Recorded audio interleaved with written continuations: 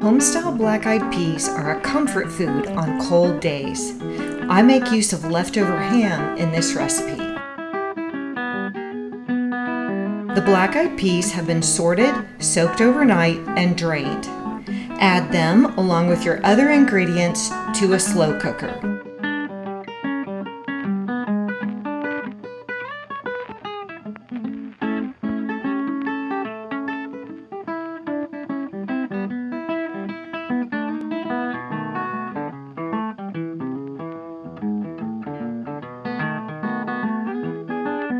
Use water, broth, or a combination to just slightly cover the ingredients.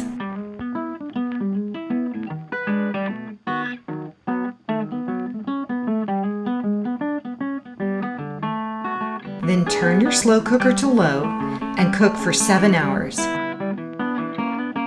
And that's it! Pair it with cornbread for a super tasty, super easy meal. Thanks for watching, and please subscribe for more recipes like this one.